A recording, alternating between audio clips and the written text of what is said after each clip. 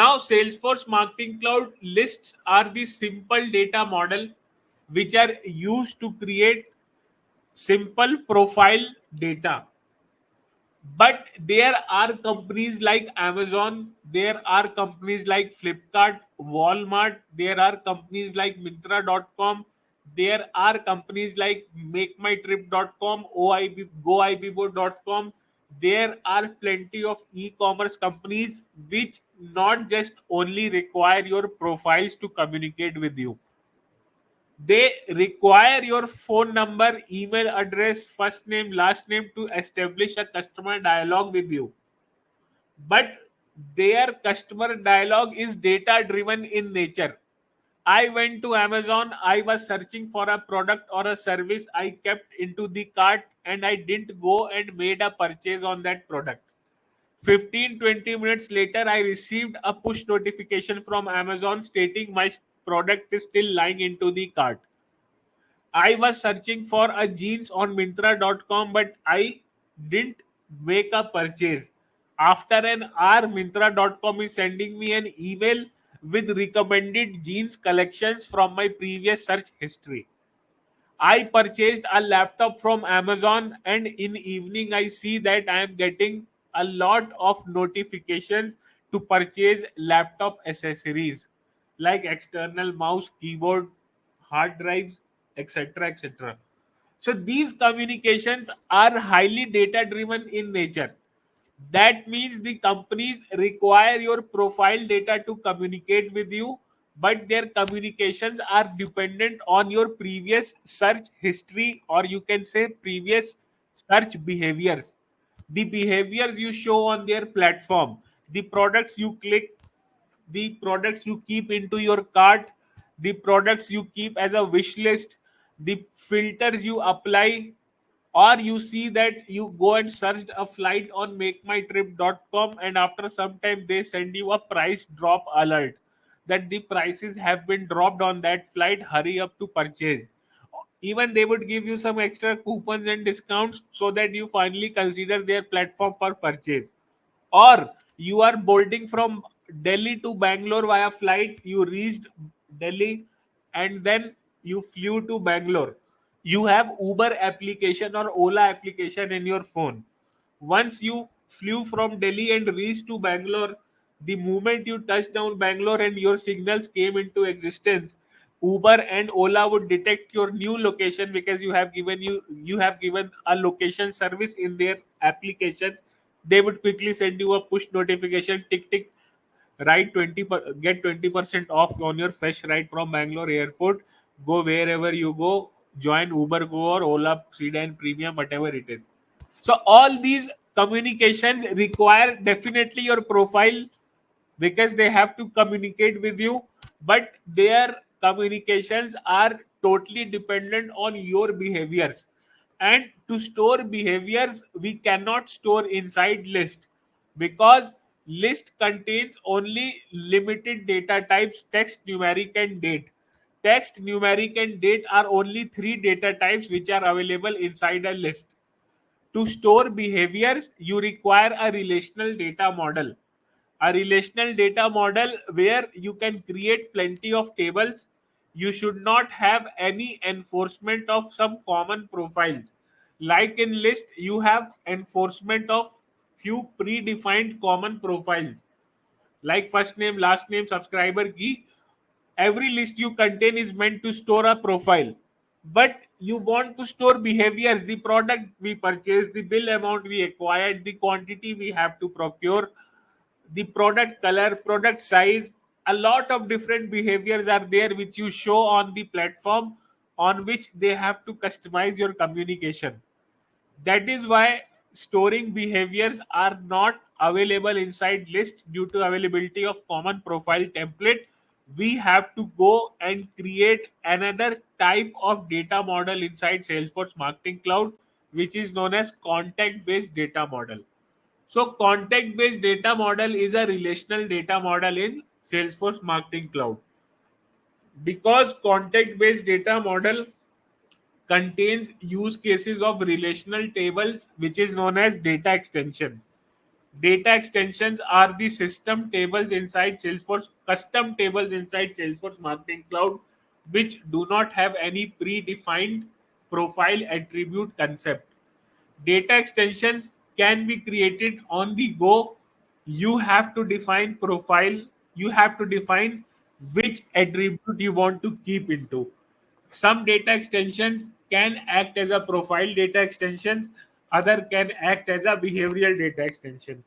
For example, I went to subscribers drop down again and I clicked on data extensions. Once I clicked on data extensions, Once I clicked on data extensions, I could create a new folder here by clicking on new folder option. Once I clicked on new folder,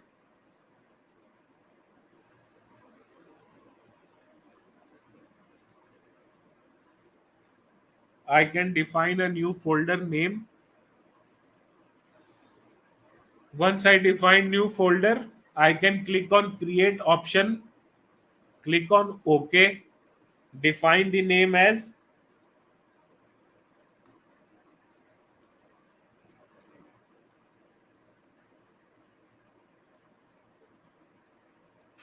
new batch subscriber profile. Click on next option and define attributes manually. There are no predefined attributes for a data extension. You can define subscriber key as an attribute,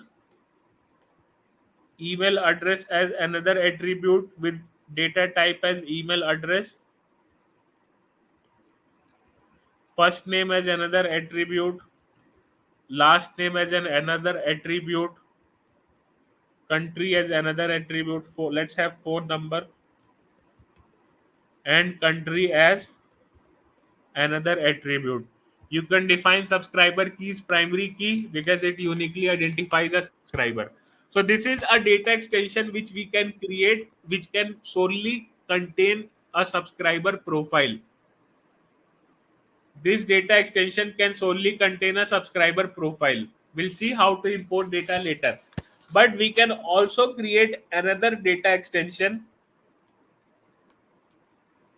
which can contain purchase behaviors of that subscriber, which can contain purchase behaviors of that subscriber, like subscriber key a person has acquired, product he has purchased, bill amount for that particular subscriber, quantity of that